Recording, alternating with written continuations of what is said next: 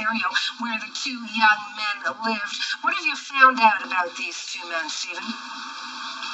We'll start off with their names. Their names are Ali Medlich and Christos Katsarubis. As you mentioned, they grew up here in London, Ontario, high school friends.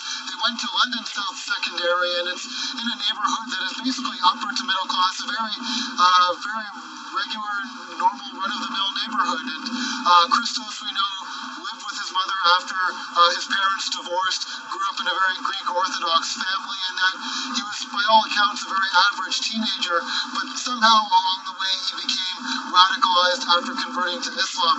Now, Ali, less is known about him. In fact, his picture doesn't even show up in any of the high school yearbooks, but earlier today I had a chance to catch up with a woman here in London who actually knows the family whose son went to school with Ali, and she described him and Christos as both very good kids, and saying that Ali came from a very caring and generous family. Now, the woman did not want to be identified, so she agreed to do the interview only if we did not show her face. So let's hear now more of what she had to say. I think they got in with the wrong crowd, and there's lots of reasons to be angry with things that are going on in the world and feel like you want to correct it, and that just isn't the right way. You can't control your kids, and we can make bad decisions and get confused. Really, a lot of people here trying to come to terms with how these two young men could have gone so radically off course. Now, we know that in 2007, that's when things started to turn, and in fact, family and friends were concerned to the point where CSIS was actually called in, and they began interviewing family and friends to learn more about what the bizarre behavior that was being shown by these two young men. And when Christos was last seen here in 2009, friends say that he had become increasingly devout and a much different person from when he last was. And he, of course, 2009 was the last time that the two individuals were seen, and they weren't heard from again until just this year when news came out about that deadly attack in Algeria. And how are people in the community reacting to all of this?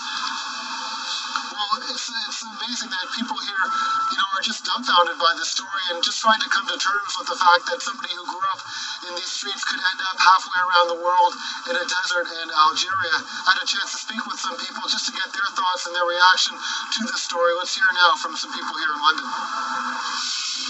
They likely knew the consequences of that going in, but their ideals drove them past the point of perhaps no return. Most unfortunate. Again, we have young people, we have old people, we're all making choices. Sometimes we don't make the right choice. When 9/11 happened and the U.S. went overseas to, and they found that one American guy hunkered down with Al-Qaeda. I mean, that shocked people at the time, so I guess this shouldn't really shock us at all. But it is still shocking for many people, and even more shocking is the news that there are potentially two other individuals from London who traveled overseas with Ali and Christos. Now, we don't know what their fate was, if they were involved in the terrorist attack in Algeria, or even if they're still alive. But just the fact that knowing that there could be more here has many questioning just what happened and where these two went wrong.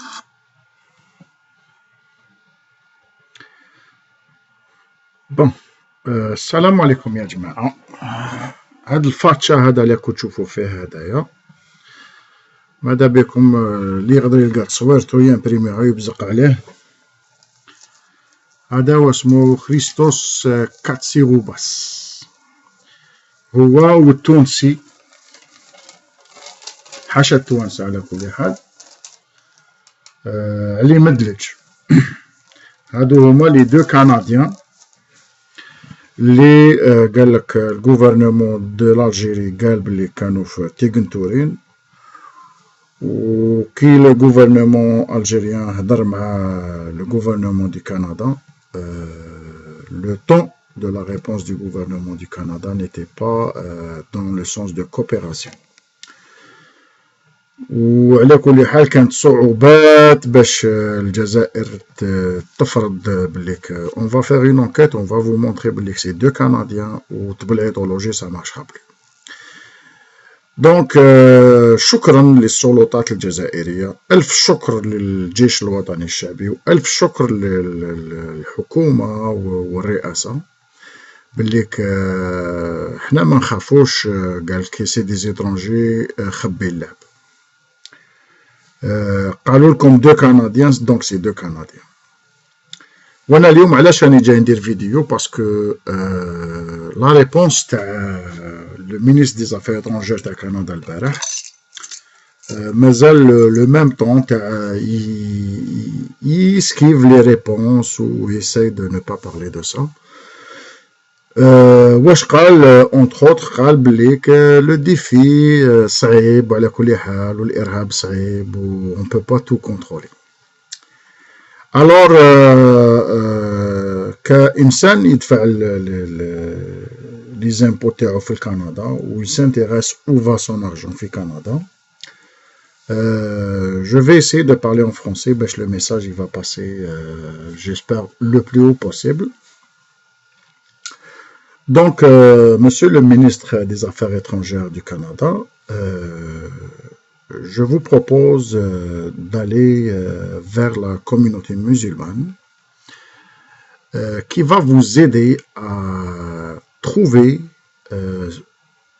toutes les cellules dormantes de terrorisme au Canada.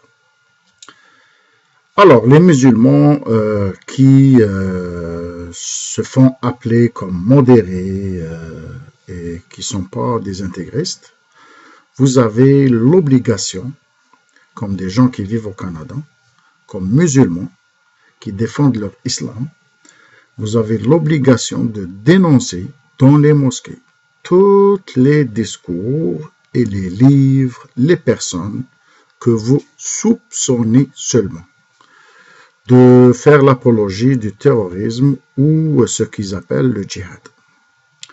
Alors, si vous voulez défendre votre religion, défendre vos pays d'origine, parce qu'on voit maintenant c'est des Canadiens qui vont frapper vos pays d'origine, ils ne frappent pas dans le Canada, mais dans vos pays d'origine.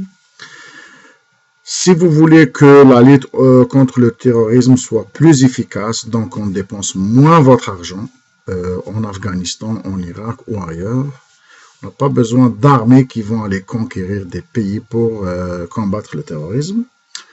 Le terrorisme, c'est des affaires de criminalité plus, donc plus d'informations, d'investigation, donc proximité.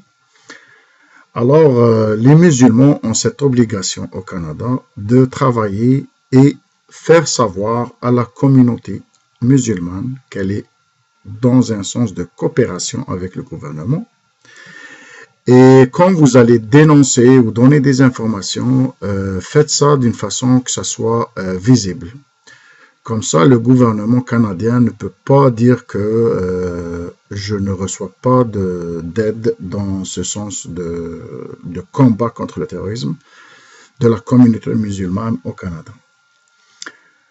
Donc, هذا هو خاوتي le message راني مع les musulmans تاع الكندا surtout les Algériens en particulier كي تسمعوا واحد في جامع يهضر على الجهاد ولا ما على باليش في سوريا في لبنان في الأردن في العراق في مصر في المغرب نيمبورتو تسمعوا يهضر على الجهاد تسمعوا يهضر على بلداننا بالليك لازم الجهاد وكذا ماذا بيك تروح ترفد قشك وتكون مسلم مسؤول تروح لا جي ار سي ولا لا بوليس تدي سمعت هاد الشيء والله أعلم روحوا ديروا معاه لازم هاد الناس اللي دير لابولوجي تاع الارهاب في الجوامع في كندا تعرف باللي كاين ناس في الخفاء مسلمين qui font le travail d'arrêter l'intégrisme musulman dans les mosquées musulmanes في كندا et partout dans le monde mais كل واحد في حومته يعني لازم الارهاب هذا ne trouve plus de refuge في l'Occident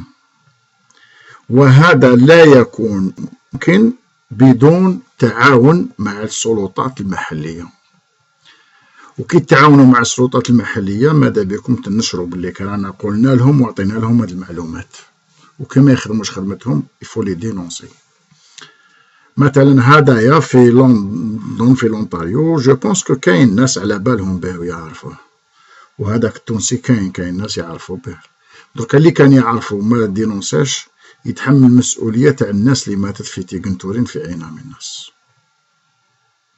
كنت عارف وسكت هذا هو الميساج ان شاء الله يلفا باسي تهلاو في روحكم يا خاوتي ونعاود نقولها ألف شكر للحكومة والسلطات الجزائرية الإرهاب العالمي ne passera pas en Algérie. L'Algérie va commencer à apprendre aux gens comment combattre le terrorisme. أي بمعنى تفتت له الكور تاعو حتى يلقاو غير لا ديان لا تراس تاعو. تجوزوا على لا ماشين اللي ترحي اللحم. السلام عليكم وتهلاو في روحكم يا خوتي.